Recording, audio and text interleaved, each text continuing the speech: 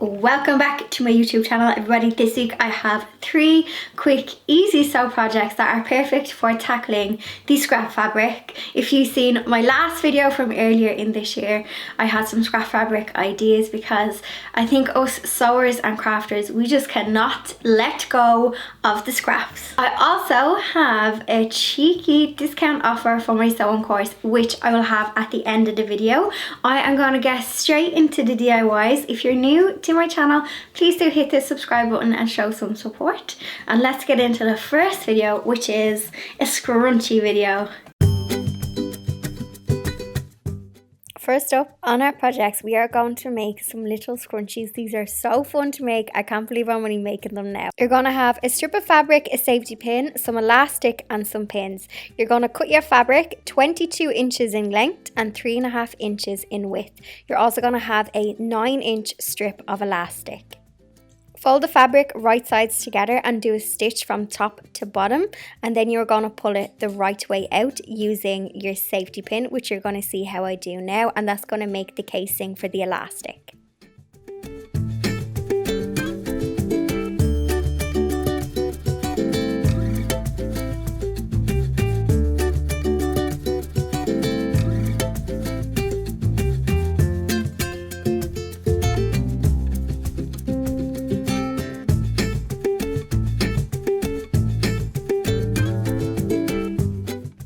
Using your safety pin again, you are going to thread it through the casing and make sure to hang on to the end piece, because when the elastic is threaded through and you see that the scrunchie is taking shape, you are going to tie a really firm knot with your elastic.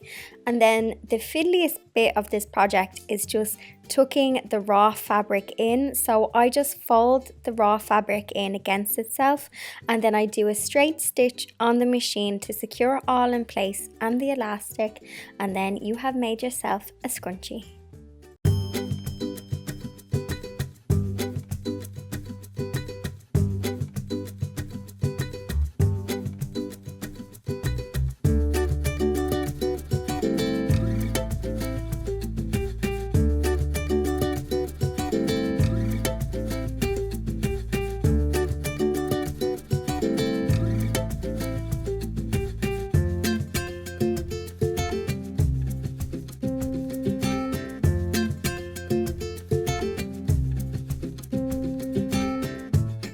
It's so easy to make your own cotton pads. You don't have to use the disposable ones. So I actually use the end of a cup for the circle template for this.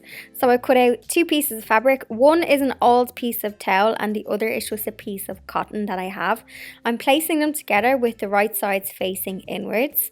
I'm going to stitch all the way around, but I'm going to leave a gap so I can turn them right way out. Once I have turned it right way out, I will clip the curves. This just makes it like not as square, if that makes sense. It just keeps the circular shape, but you can customize this and make them bigger or smaller depending on what you need.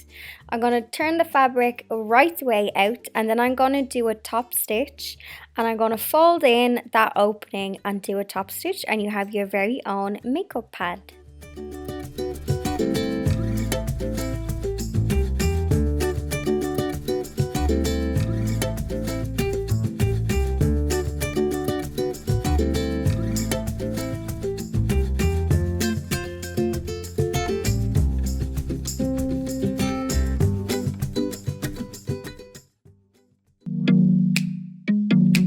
Hands up who doesn't have a dishwasher and uses sponges to clean the dishes. Me.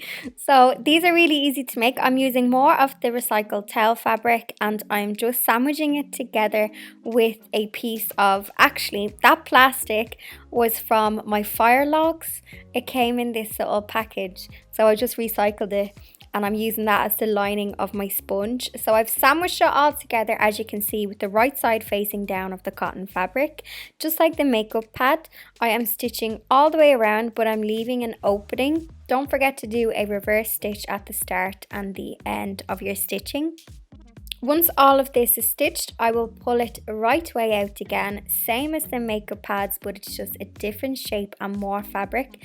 Also, just before you turn it out, just clip the corners as well, and then turn it right way out. And then I did a top stitch on this as well, and then you have your very own dishcloth.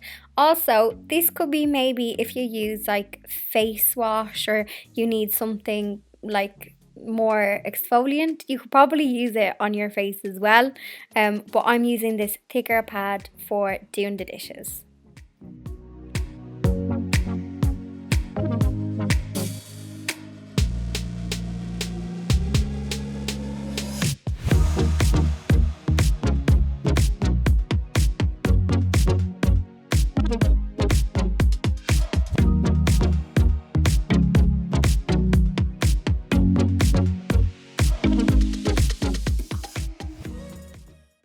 I hope you got some ideas and inspiration. I think I need to make a couple more of the scrunchies and the makeup pads, especially because I think they would make a nice Christmas gift, or just like a gift in general. I think they are very sweet. If you want more scrap fabric ideas, I am going to pin the video that I did earlier in the year with, actually it was collaboration with the DIY Mommy, so you can go and check that out. And I'll also link and put in the description box the sewing playlist. So I have a playlist just of sewing videos if you want to get more ideas and inspiration.